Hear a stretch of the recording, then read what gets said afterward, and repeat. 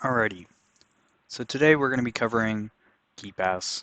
KeePass is a password manager that can manage your passwords for websites or devices or anything else you can think of that would need a password. And it encrypts it in a database that is under state-of-the-art encryption here. Um, you'll notice that this website is a little outdated looking, but yet still contains references towards modern applications such as Windows 11. That is because this is a more developer-driven software. Uh, the backend is more focused on than the front end, meaning that we are getting state-of-the-art technology at the cost of having to deal with an older looking interface here.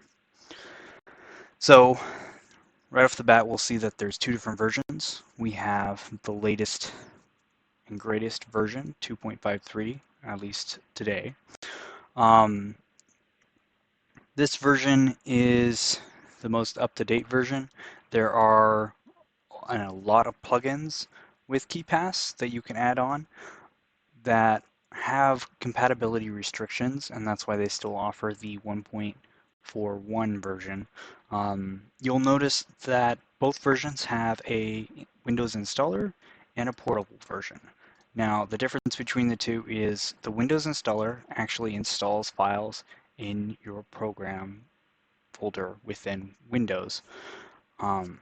Now, the portable version allows the executable to be launched anywhere that the file dependencies are, and we'll see these file dependencies here in a second because we're going to be going with the portable version.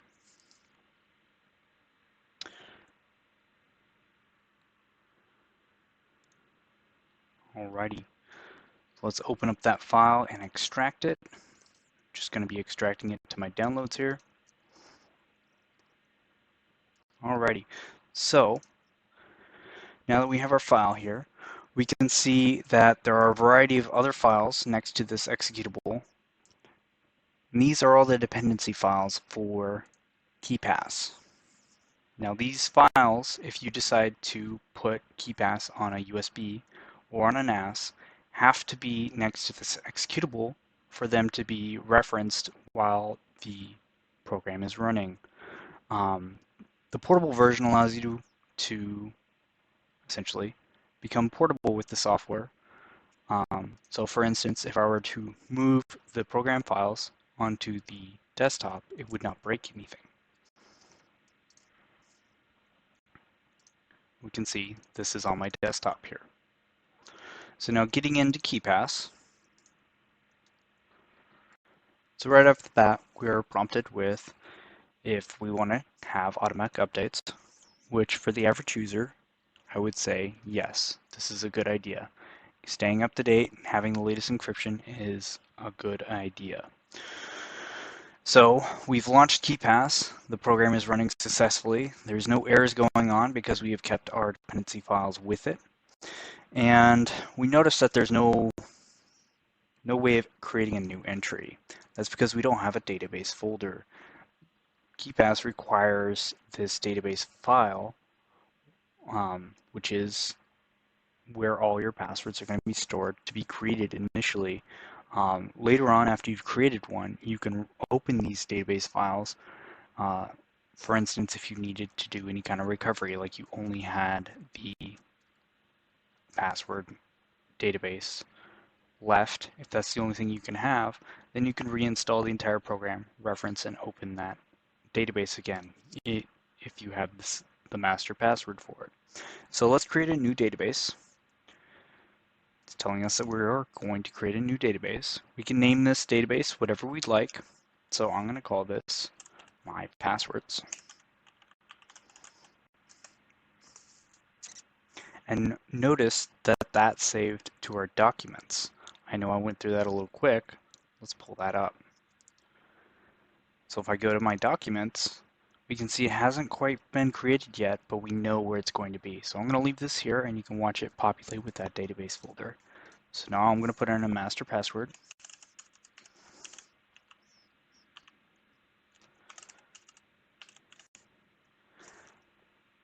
And you'll notice that my password is a little weak for this video. Now, this isn't a bad password. It's not the best password. It's only 6 characters long, but it does have 20 bits of encryption. The more characters your master password is, the stronger your encryption is going to be with this file. There are some expert options so that you can have a Windows user account automatically have you sign in, or if you wanted to create a reference file, such as a picture or a specific document that isn't going to be edited, as the unlock password. Now keep in mind it's important if you do use a key file, like a picture, that you don't store it in the same place as your database. Because if somebody gets a hold of this, then they're not going to be able to break into this database unless they have either the master password or a key file. So we're going to turn off key files for now, and we're going to continue on forward. It says I have a weak password. That's fine for me for this purpose of the video. And you can nickname your database. You can also mess around with the security settings, ensuring various types of encryption. Some say that Cha-Cha is better than Rinjalda, but it honestly doesn't matter if you're just looking to have something encrypted that is going to be secure and somebody's not going to be able to just crack if they got a hold of the file in the first place. Compression is on by default. It's probably a good idea. gzip is a very reliable means of compressing your data. Recycle bin is on by default. I would recommend this for everybody. There are probably some case scenarios in which you want your passwords to be truly gone once you delete them. I can't think of any off the top of my head, but they do exist. There's some more advanced options, such as if you wanted to go with the default template, or if you wanted to limit the amount of history.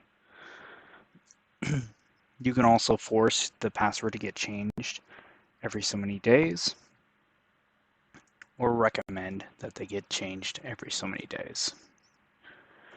Alright, so we're just going to continue on forward. I'll nickname this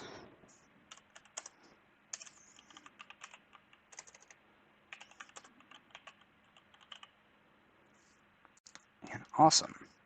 Now, this emergency print sheet is very important. I would highly recommend printing it. If you're going to save it as a PDF, do not save it on this computer.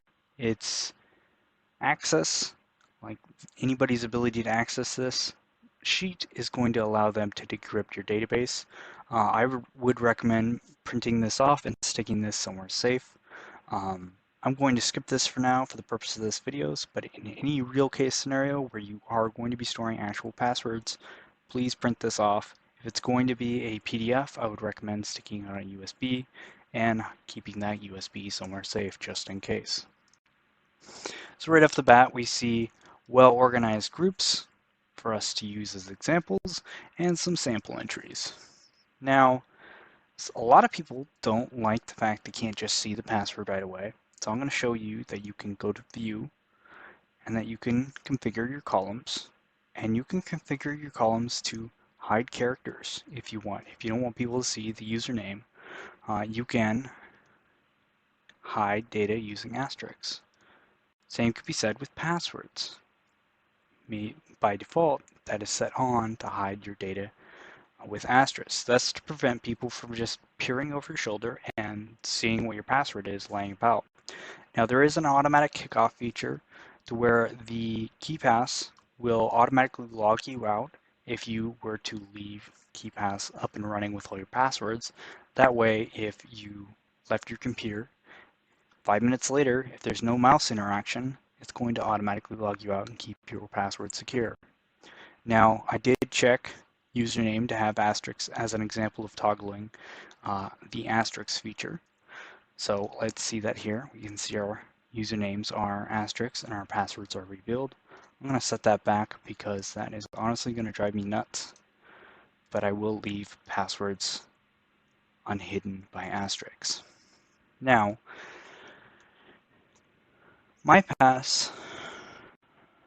KeePass, my apologies, allows you to sort your passwords. Now this isn't really useful if you only have one or two passwords in KeePass, but as you go through the years, you will collect quite the amount of credentials, and it's important to keep those sorted. That way you can find them easy. Say that I wanted to have my login credentials for Windows in here. I can simply either click on entry and add entry, or I can click add entry. Now we would title this Windows Logon,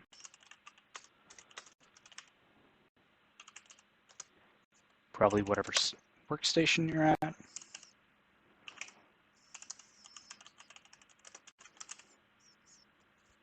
And you can give it an icon from one of 68 that are here. Let's find something appropriate for Windows.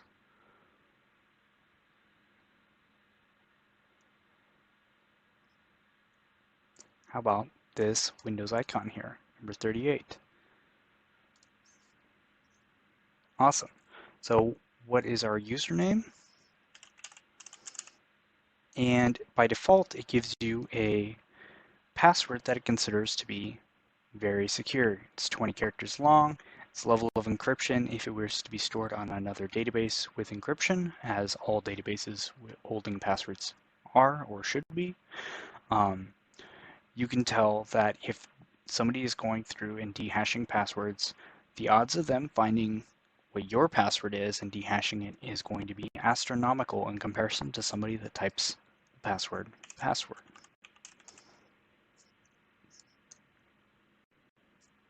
You can always show or hide your passwords, and you can set the date of expiration. By default, it will show your current date. Let's not have that done. And bam, we have a Windows password. Now, it's important to stay organized, and we're not going to always find credentials that fall within these categories. Now, maybe the far majority of them do, but let's create some new groups. So I'm going to select the My Password database, which is the database nickname that I have given, and I'm going to click Group and then Add Group. Now I have a new group. Let's say these passwords are going to be safe codes.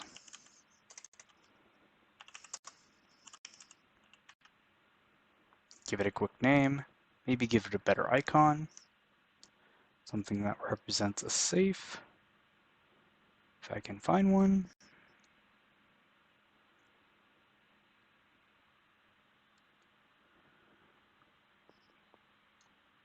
Let's go with the cog.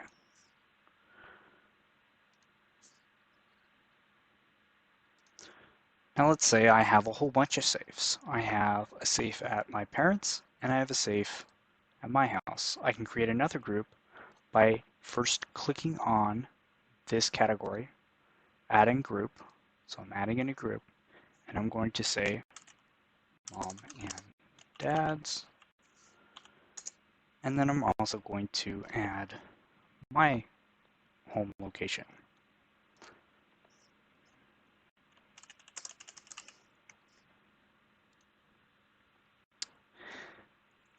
Now I have two different locations or groups within safe combination. So let's add some entries here to fill out data.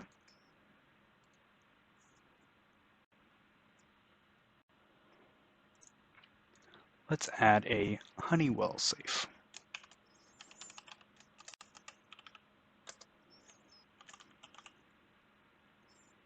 There's no username for a safe combination. We will put something in randomly.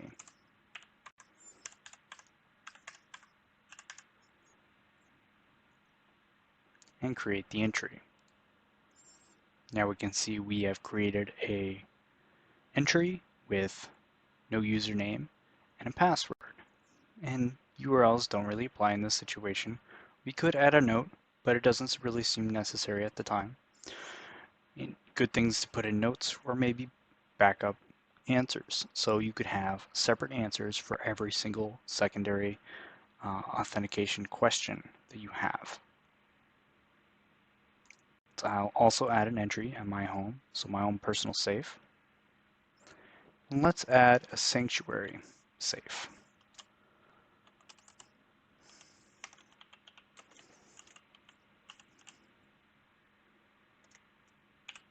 I'm quite fat fingering things here.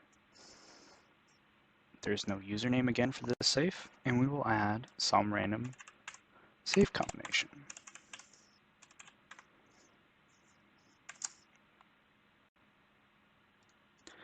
Now safes don't really apply to Windows credentials or, say, networking devices or accounts on the internet.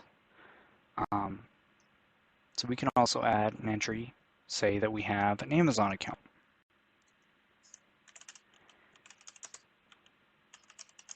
Now you're probably wondering why I'm showing so many examples of creating entries. Now I'm going to be showing you the search feature here in a quick second.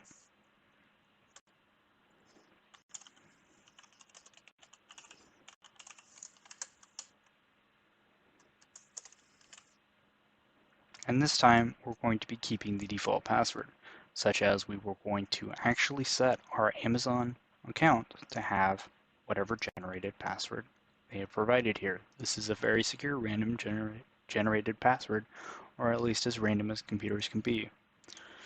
So we have all these entries. We have some in Windows, we have some in our internet, and we also have some safe combinations. Now let's say I don't know where the heck my password is. So if I wanted to find my Amazon, I could simply type in Amazon and search by pressing enter. Now it pulled up my Amazon username and password. I can simply right click, copy password, go to Amazon and sign in with my password. You can also copy usernames if you have long complicated usernames. You can also edit entries if you were to update this password or to change username.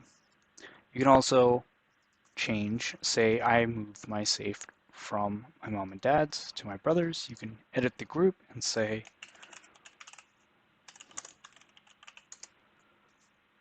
brother's house. Quite easy and simple to do. And you won't lose your entries. They'll stay organized. Let's find that Honeywell. Bam, just like that. We have our password for our safe.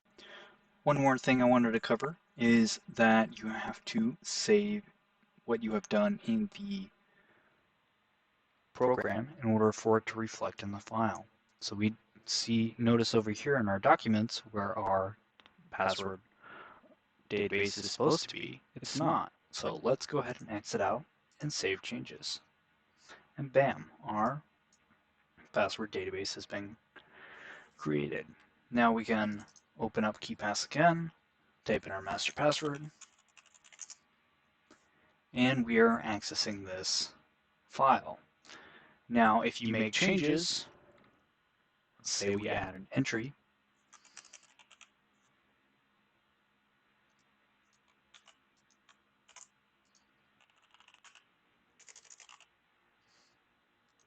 and let's say we don't save that, that password is going to be lost because we have not changed and updated our database. Going back into it, we're going to see that that entry was not saved. It's important to save after entries. Now, you can exit out of it. If no changes have been made, you're not going to get the save prompt. Okay, well, I hope this helped, and I hope you have a great rest of your day. Talk to you later.